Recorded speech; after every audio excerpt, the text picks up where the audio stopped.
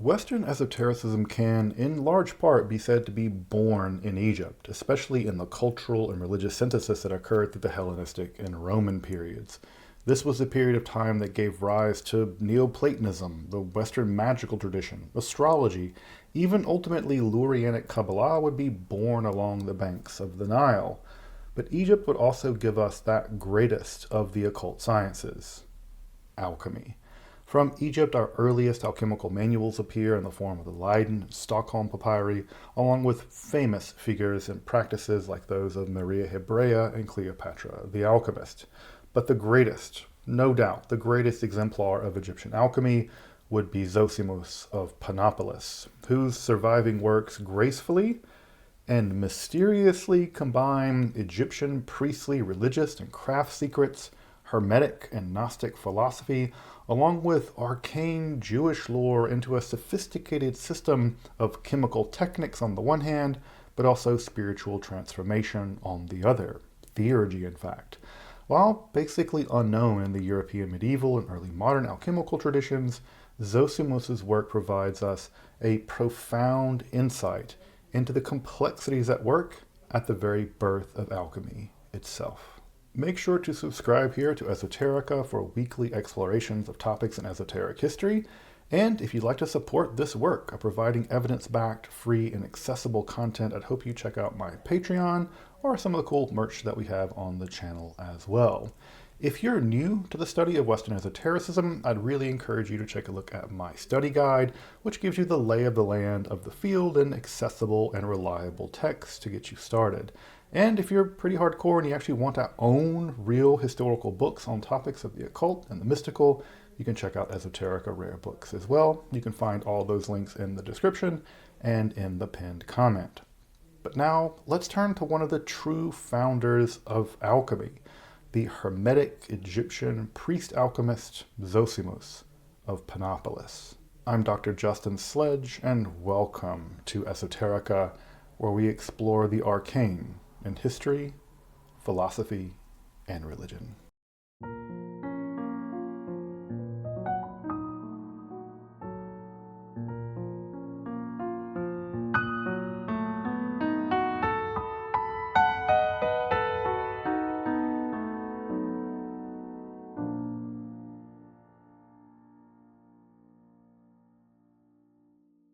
As we travel back in time, it becomes increasingly difficult to tease out exactly when something like the tradition that we know of as alchemy comes into existence. The Islamic period would give us the sulfur-mercury theory of the metals, which would then be integrated with Aristotle's theory of the exhalations. Greco-Egyptian gold and silver tinging techniques would also become a search for techniques for transformation, transmutation of metals through the process of chemical transmutation, chrysopoeia, in the form of transforming metals into gold. But long before any Greek theories of nature showed up in Egypt, the Egyptian priestly caste and other craftspeople had long since mastered extremely sophisticated metallurgy. Think of the mask of Tutankhamun, especially working in gold, the production of glass and cosmetics, the creation of artificial gems, techniques for tinging the colors of metals, the chemical processes involved in mummification, and an array of techniques for dyeing and cleaning fabrics, cookery, and much else besides. But specifically for the question of the origins of alchemy are the sophisticated metallurgical arts used in the production of polychrome statuary by the priest craftsmen for use in religious contexts, both in funerary but also especially in the gigantic temple complexes of the day. Specifically, Egyptian priests had developed an incredibly impressive knowledge about both inlaying gold and silver, but also subjecting metals like copper to very specific processes to carefully color those metals. This was accomplished, among other techniques, by subjecting those metals to chemical baths via divine waters or waters of sulfur. These chemical baths would coat the surface of those metals in a layer of sulfides, and heat control and chemical composition of those baths, for instance, the use of urine versus vinegar, for instance, determine how that metal, like silver, may be colored to appear vibrant yellow, indeed gold-like to the eye, such that it could even trick the merchants. And as Principe has already pointed out, it would be reasonable to assume that if the surface of the silver could be made into apparent gold, then there should be a process by which to transform silver fully into gold, and texts aiming at this goal of chemical transmutation of gold via chrysopoeia first appear in the Greco-Egyptian context. And while I won't say that's the definitive birth of alchemy, it's certainly a necessary, if not a sufficient condition for the development of alchemy as we know it. And it is into that Egyptian priestly craft knowledge, well established for centuries, even millennia before the arrival of Alexander the Great and the project of Hellenism, that we need to situate Zosimos of Panopolis. To be sure, pre-Hellenistic Egyptians did not need Hellenism to provide them with a theoretical system by which to understand nature. Already the Egyptians had a complex mythological system that captured and explained natural forces, along with an equally complex metaphysics centered on the idea of cosmic harmony or balance in the form of ma'at, the manipulation and existence of hidden systems of sympathies and correspondences, or heka, magic, along with a complex understanding of the human being as a fusion of spiritual and physical substances, along with much else besides. In fact, the idea of the soul as we know it may be an Egyptian export via someone like Pythagoras to Plato. Thus, Zosimos of Panopolis, himself an Egyptian priest living in very cosmopolitan Hellenistic Egypt, must be viewed from different angles all at once. His indigenous Egyptian religious and philosophical heritage, his uptake of Greek techniques and theory, his relationship to Hermetic, Gnostic, and Jewish texts, his relationship to rival alchemists and colleagues, along with what was surely his own idiosyncratic alchemical beliefs and practices. Zosimos of Panopolis, which is now modern Akhmim in Upper Egypt, served as a priest, perhaps in a large temple like that of Min, and certainly as a priest of Hermes or Thoth by his own admission. Min was an enthephalic deity primarily associated with fertility and was also thought to be the protector of tradesmen and mines, an important role given that the city of Panopolis was a crucial position for the transformation of various ores extracted from the mines found in the eastern desert. And as I mentioned, one of the roles of the ancient Egyptian priesthood was the creation of polychrome statuary for use in the vast temple complexes as objects of religious worship and adoration. But to be sure, these statues were not thought just to be mere objects, but their lavish production, along with the opening of the mouth ritual, brought these statues into a kind of active living existence for the Egyptians. They were very much activated, they were alive, they weren't merely statues. And thus the careful application of metallic inlays, the application of color through chemical means, and various other processes in their production were essential for the transformation of mere metal or stone into an activated living image through which people could commune with the divine as worship. Thus, connected to these houses of life were both literature but also oral traditions shared by a cadre of priest craftsmen by which to physically and spiritually create just those statues. Zosimos was himself a priest, perhaps a high priest and an educator, and thus had access to both the craft knowledge but also the indigenous Egyptian understanding of how and why those chemical processes occurred. However, many Egyptian priests were not employed full-time in those temples, and thus, unless they were independently wealthy, had to find other means of supporting themselves during the priestly off-season. Some of them, by the way, became religious teachers, merging Egyptian wisdom traditions with Greek philosophical speculation that became the soteriological schools that we now know as Hermeticism.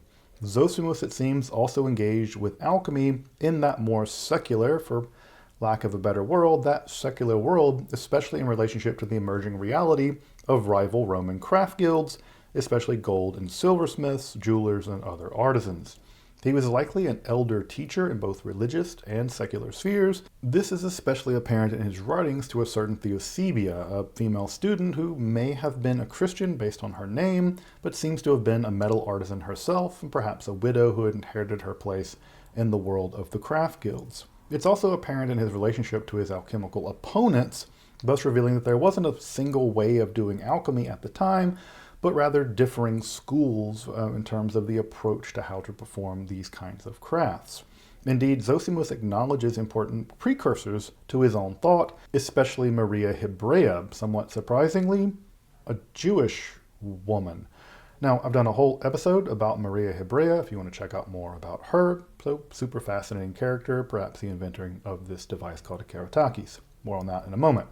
But just as trade secrets exist now, so too did they exist back then, with both priest craftsmen and the secular Roman trade guilds all interested in protecting their secrets. And already in the writings of Zosimos and similar documents from that period, do we see the emergence of things like code terms or deknomen, symbolic notation for chemicals and procedures, the use of elaborate allegory for chemical processes, and indeed the most famous text of Zosimos, a text known as On Excellence or the Visions of Zosimos, is a classical example of just such an allegorical expression of alchemical procedures that affect both metals and the self, as we'll be discussing in just a moment. Some of these elements in which a great deal of secrecy is applied to alchemy may also be a function of when Zosimos was alive, specifically during the reign of Diocletian, in which Diocletian was facing basically a giant currency problem. In order to deal with that, he debased the currency and ordered all the books of the alchemists in Egypt to be burned because they were able to tint metals in such a way as perhaps to produce counterfeit coins. And so this idea that books would have been burned of the alchemists during the rule of Diocletian may also explain why Zosimos and his contemporaries began to resort toward cryptic uses of symbols and allegories in order to encode their information. Flourishing around 300 of the Common Era, Zosimos not only had access to his own indigenous Egyptian traditions, but had access to the full panoply of the melting pot that was Hellenized Roman Egypt. And his writings reveal that he had great respect for Jewish metallurgical craft traditions. Remember, he acknowledges Maria Hebrea, but he also only acknowledges two metallurgical traditions, the Egyptian one and the Hebrew one. So he had great respect for Jewish metallurgists.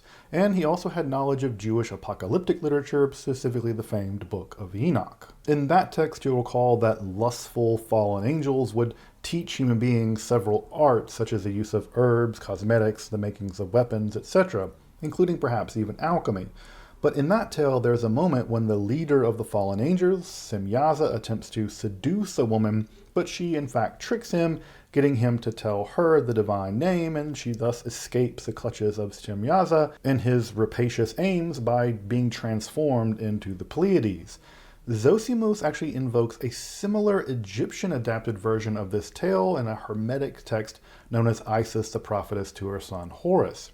And there, various angels attempt to seduce Isis, including a certain Amnael, who she tricks into teaching her the secrets of alchemy. She avoids the seduction of Amnael, teaches the alchemical art to her son Horus, who then transmits it to us schmucks. Thus, Zosimos squares the circle such that the evil and unnatural arts taught by the fallen angel in the Enochian myth are now set against the virtual natural arts taught in the Hermetic variant, with Isis and Horus. Again, Zosimos' mastery of this material from Enochian to Hermetic is well on display in his writings. Zosimos and pseudo-Zosimos works survive in a dizzying array of sources and languages, including Greek, Latin, Syriac, and Arabic.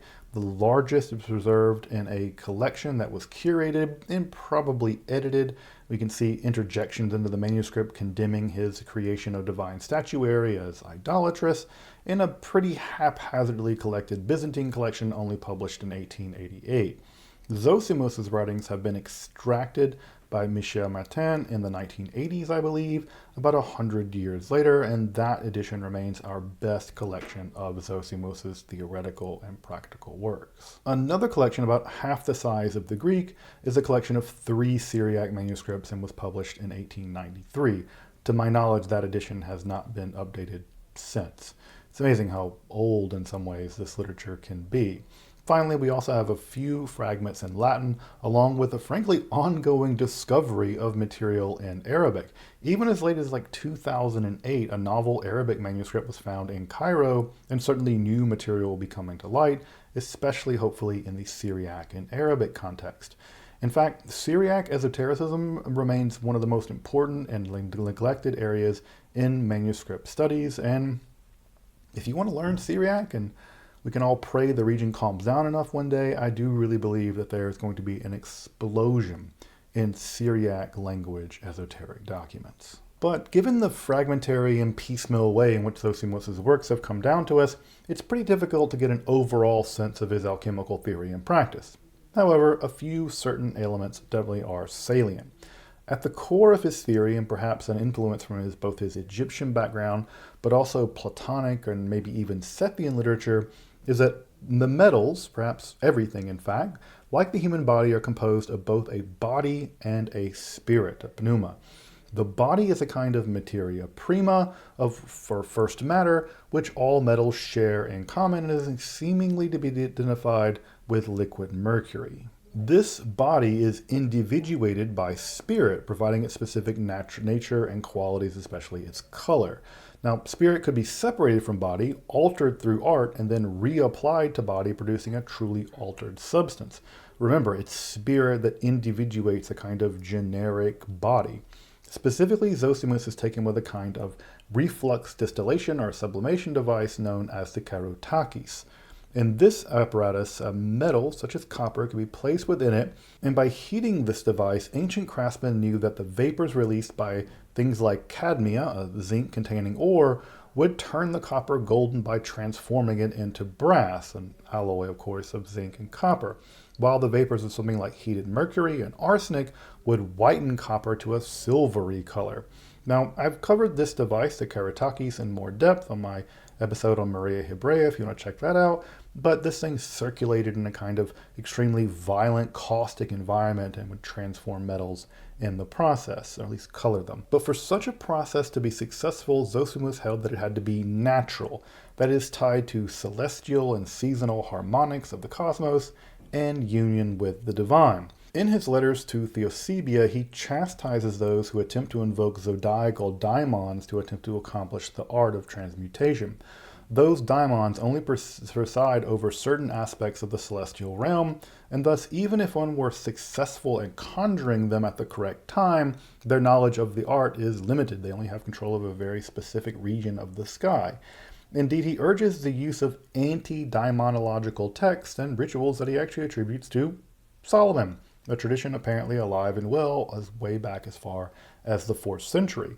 Rather than this unnatural daimonological alchemy, Zosimos expresses the need to appeal directly to the architect of the cosmos itself. Therefore, one appeals to the One for success, and one must accommodate one's will to the goodness of the One in order to do so. This makes his alchemy spiritual in nature. That appeal to the One in harmony with the celestial cycles expresses his dedication to the greater Egyptian concept of cosmic harmony or justice, ma'at. However, he combines both Egyptian and Neoplatonic elements to forge a kind of theurgical alchemy, again, as opposed to this unnatural daimonological alchemy of his rivals. And here, certain moral and spiritual exercises are meant to be taken up by the alchemist to purify their soul to commune with the divine, and thus become co-creators with the divine, a co-demiurge in the shaping and crafting of the cosmos, or at least the little area that you're working on. Thus, unlike his rivals who are bound to fate and its attendant dangerous daimons, the theurgical alchemist is free from the powers of fate, united with the divine in the work of transforming and perfecting themselves and nature, becoming gold, as Zosimos famously has it. Of course, comparison here with Zosimos' contemporary Iamblichus is well warranted and is profoundly explored by Grimes in her study, which I'll talk about at the end. One example of this process, this spiritual meditation, was just that of the Egyptian process of creating statues of the divine, something that we also know occurs in the Hermetic literature as well. By creating an image of the divine, this allows one to contemplate the divine through and with the statue. This meditation on the divine vis-a-vis the beautiful statue allows the soul to soar up through an instance of beauty to beauty itself, and then to contemplate union with the divine through one's spirit. Now, of course, such a meditative technique may have its origins back in Plato, but the idea of the separation of the soul to enjoy communion with the divine is equally and more anciently an Egyptian spiritual technique, though admittedly one that was a post-mortem technique in the Egyptian context. I think here what we have is Zosimos combining both of these into one logic. In another exercise, he urges one to meditate on polished electrum, an alloy of gold and silver, as a kind of mirror. In what almost reads like a guided meditation, Zosimos takes the initiate through the process of contemplating nature itself as a means to come to communion with the divine mind. In other passages, he urges meditation on the Hebrew name Adam, that of the primordial human being, suggesting that the name itself, the name Adam, encodes the elemental act of creation itself. Thus, Zosimos' writings are filled with admonitions to a life of purity, moral virtue, asceticism, and most of all, the Socratic know thyself as a spiritually necessary feature for alchemical success.